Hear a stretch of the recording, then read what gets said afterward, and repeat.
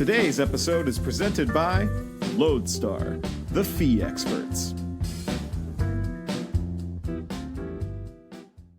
Hi, everyone, and welcome to this week's episode of Lending Leaders. As we kick off our season, as tradition holds, we do have our CEO and CTO and co-founders, David Spector and Jim Paolino, with us this week.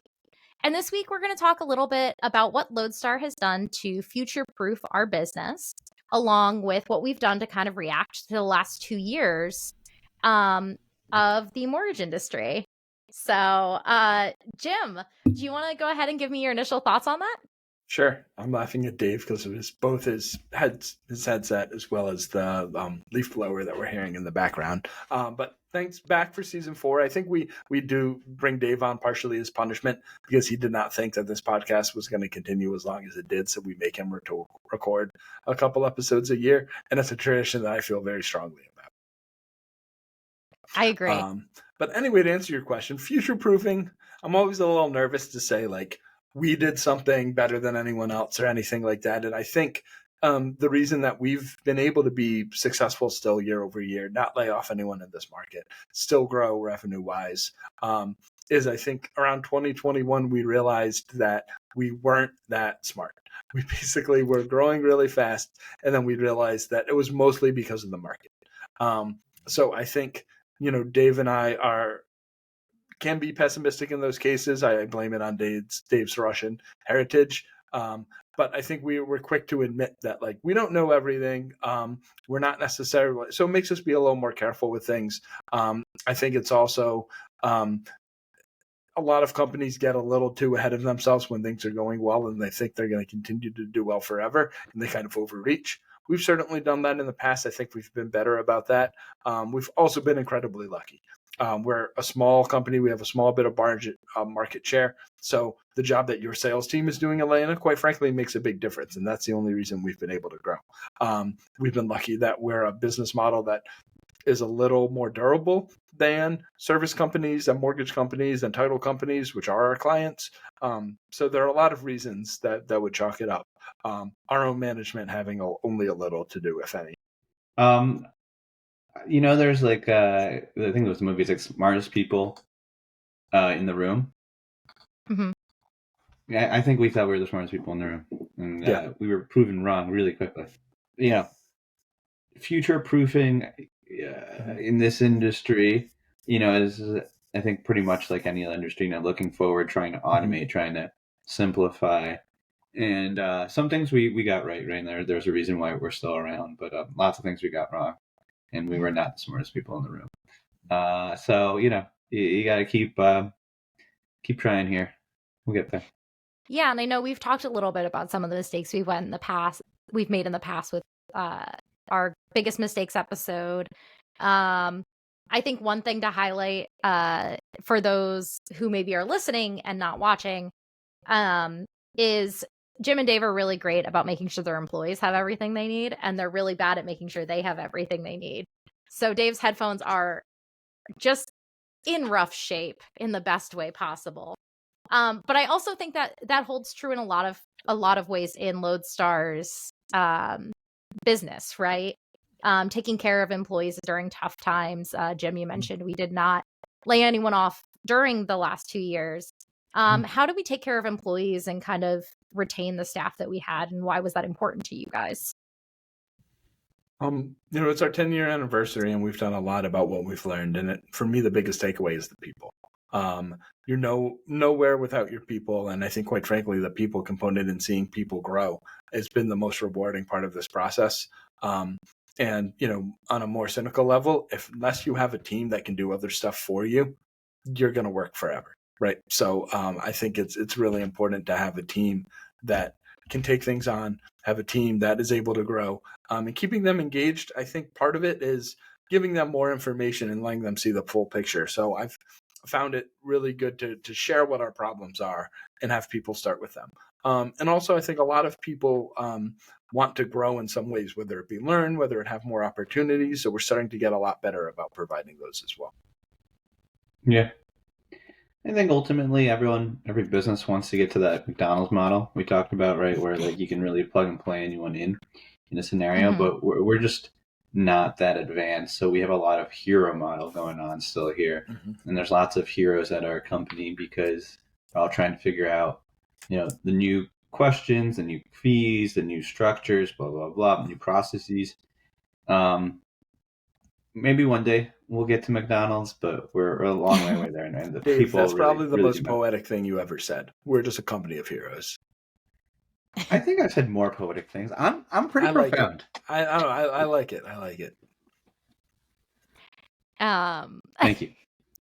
That was a compliment. I think that's gonna make the clip for sure. And as part of that, how do you keep your people first to set everybody up for the downturns, this big industry-wide upheaval? I think we're starting to see this second wave of layoffs within tech. And what would you say to the CEOs that are kind of in very similar positions to maybe where we were a year ago, kind of looking at the storm and saying, is this going to happen? Is this revenue going to come in? I know it's a tough one. Yeah, I mean, it's different. And unfortunately, I think with some large tech layoffs, a lot of them are due to automation, or people are figuring out we can automate a lot of things, so we don't need as many people. Right. And we're small enough that the way we're able to think about it is we can automate things so our people can do more. Our people can do more different things. That's kind of the way that we think about it. I also think that if you're a company that's relying on a cyclical hiring and firing of people, I don't think it's a model that makes sense, because there's just so much cost associated with that. And we see that a lot in our industry. A lot of people get hired when things are going well, and then they lay off, and that's literally the business model. Human spackle, they refer to it as. I think we explicitly try and avoid that. We want to give our employees tools, the technology, to be able to leverage themselves to do more. I think we just recently had a problem, right? We figured out that one of our products was just not commercially viable. We were losing money on it, right? So instead of just throwing more people at it, maybe doing offshore, something like that, we thought about, hey, how can we use more technology? How can we figure out a different solution to this problem and do it? Or how can we structure kind of the business aspect of it in a different way? And I think we probably, hopefully, have achieved that goal. And I think that's how you have to look at it. If you're going through and you're like, we're just going to hire like tons of engineers or customer success people, whatever departments you need. And then a year or two later, when things turn around, because they always do, they always go up and down, right? You're going to fire them. You're going to create a lot of instability in your company, and it's always going to kind of live and die by the wave, not by kind of the growth of the company itself. So you both mentioned automation as kind of a way of quote unquote future-proofing, the company. What type of automation have you seen be really successful in implementing? Obviously, what's going to be successful for us is going to be very different than what's successful for our lenders. But I think when we're talking about workflow automation, there's some of that holds true across platforms. So one thing that Dave's always been really good about is saying like, hey, our selling point is automating things for clients. So we can't do it for ourselves. Why are we even here? And that's something I always kind of think of and take to heart. I think automation for us, it looks like, we've done a lot of things mostly internally, right? So I don't have to generate invoices anymore like I used to. Update invoices individually. That was close to a day, a month, where I have to do that, right? That all automates automatically. So that was something that we invested in, and it's been really, really helpful. And now we can have someone else update those. In the same way that, we try to get away from that hero model. So there were a lot of things that only Dave could do.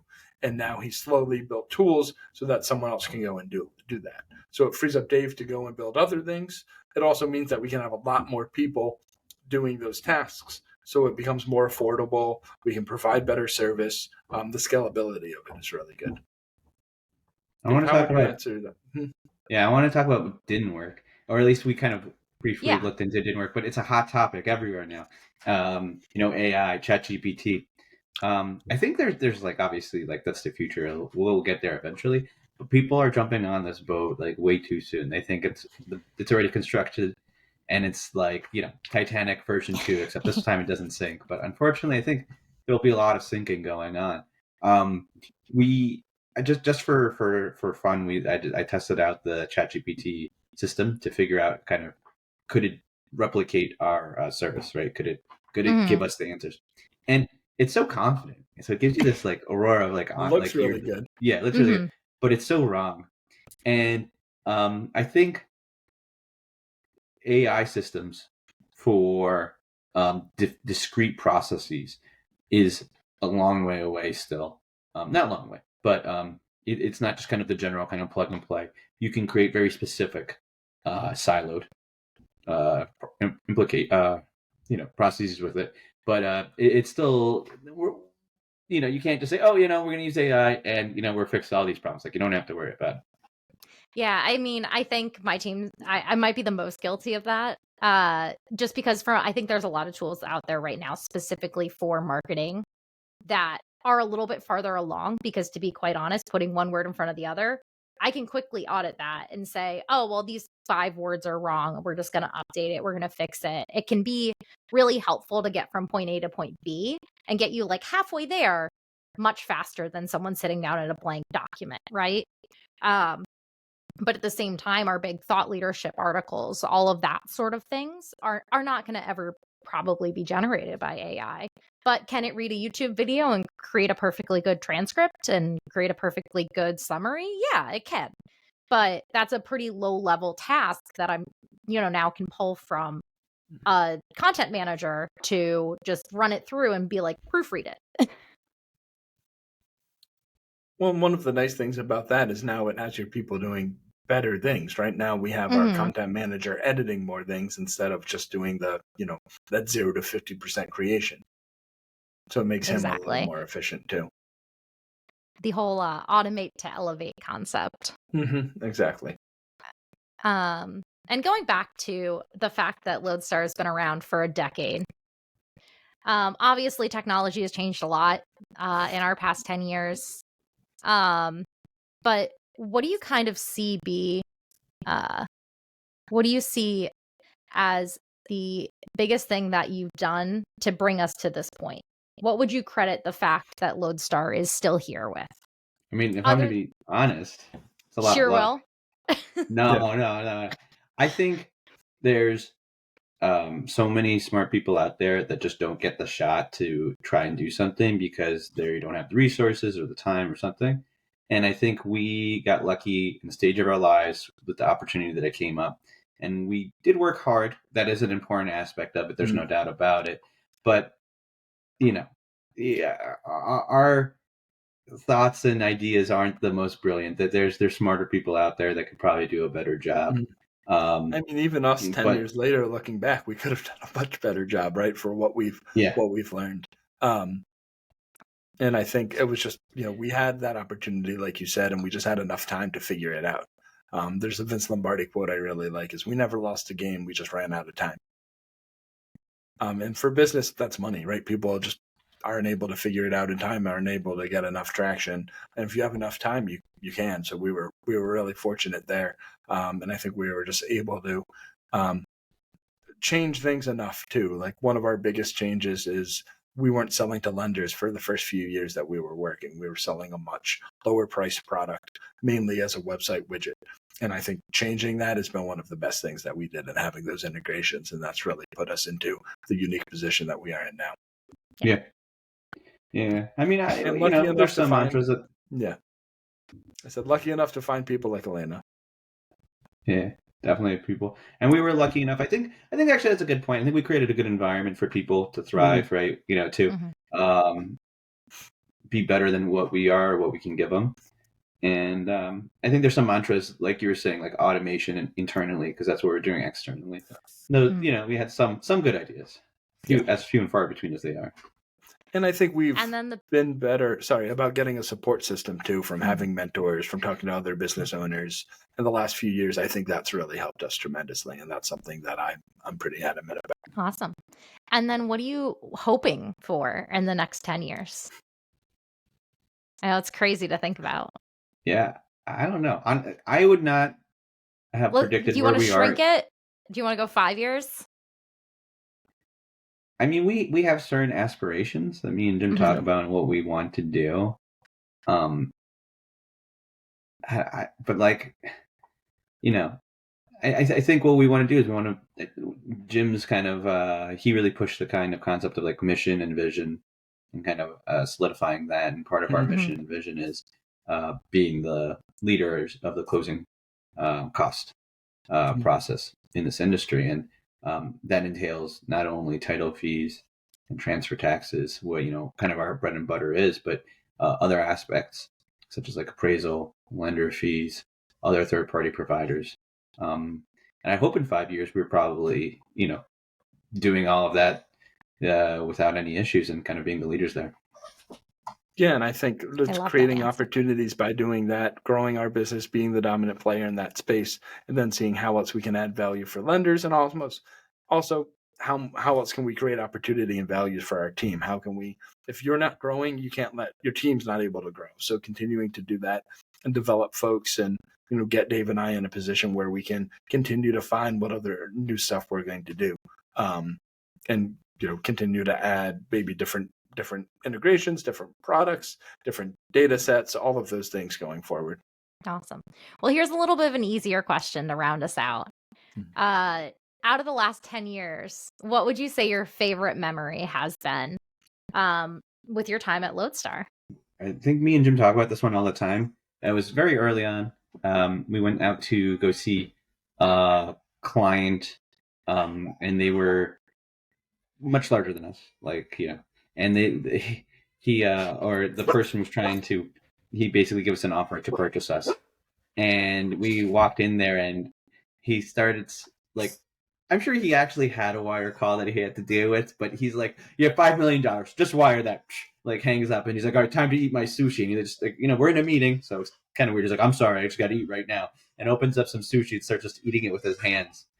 And it's just the funny, crazy characters you meet and kind of how they try and and then after he gets a wire call, he's like, oh, I hate when they do that, but I guess it's important. And we're just nodding our heads. And then he tells us how small and worthless our business is. Yeah. I mean, to be fair, we were small and worthless, but it was just such a, Or I had a meeting in New York with someone who was helping us at the time, and one of our original business partners, Mike, was with me, and we walked into the room, and it was this guy's apartment, and we didn't realize until we walked in that he had pictures of nude women hanging up in his room, in the apartment. And he was in the other room finishing something up, but he was just right in the other room. So we were just looking at each other like, you see this, right? It was... That was one of the moments. But one of the things, the most rewarding things for me is the stuff with people. Early on, our customer success manager, Kelsey, she moved from New York to Hoboken to be 2 minutes from our office. And it was, for me, just such a symbol of this person really likes their job. They're moving their lives around their job because they're happy there, right? So seeing people change that, Alayna, seeing you kind of recruit good friends into the company. We had our marketing manager, his wife was starting a business, and I was working with her, and her first question was, how do we create a culture like Lodestar's? And it was just such a big compliment that people view it that way. So things that have been really great. One of the things I get a big kick out of, or when we see people now, I get a lot of backhanded compliments, which make me laugh. Someone's like, wow, you really did it. I remember when you guys just started, you had nothing going on. Right. So they were like, how the hell are you still here? Surprised. So it's really funny to see that. And I think there's the thing, if you keep showing up and have the same name tag on, people think you're doing something right. Because you kind of have to, you kind of are. You either have enough money that you can keep doing it, or you've been able to grow an actual business. Yeah. How would you answer that question, Alayna, with your Lodestar? Dave, do you have anything you'd like to add before we wrap out? Well, hang on, Alayna. I was asking you, what's your favorite Lodestar memory? Oh gosh. I did not prepare for this. I prepped you guys for this. You. Thank you. Honestly, I think for me was the first time that I realized that I could actually say what I was thinking and didn't have to hold it inside, which was a beautiful moment. Was that the employee review? Yeah, my first ever employee review, I used the term throwing buttered spaghetti against a wall as in regards to our sales process. It was pretty apt. And just, I kind of knew going into that either I was going to be fired, or you were going to take it well. And I was kind of hoping for the latter, and it turned out to be the latter, which is great. But there are a lot of people in your position that wouldn't have taken it that way. Mm-hmm. So it was a wake up really moment showed for me that for sure. it's Yeah, a place worth being.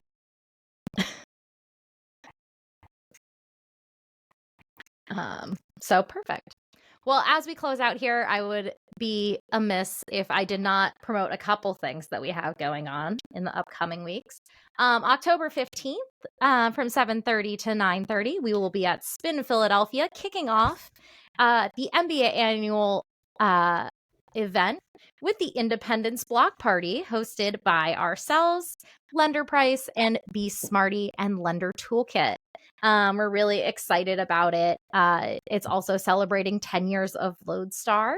So we have a couple surprises in hand. We will have a ping pong tournament, which the prize for that is a Monos carry-on bag. So nice fancy luggage that no one wants to actually spend money on. And other than that, please like and subscribe. Follow this podcast so we can prove Dave wrong repeatedly. We're currently at 57 followers on our YouTube account. I would love to see that get to 75 by the end of this season. So thank you guys so much for watching. And we'll see y'all next week. And Alayna, thank you for everything you do for this podcast too. Of course. Makes it very easy for the for fast us. food corner. The fast food corner. It's coming. See y'all next week.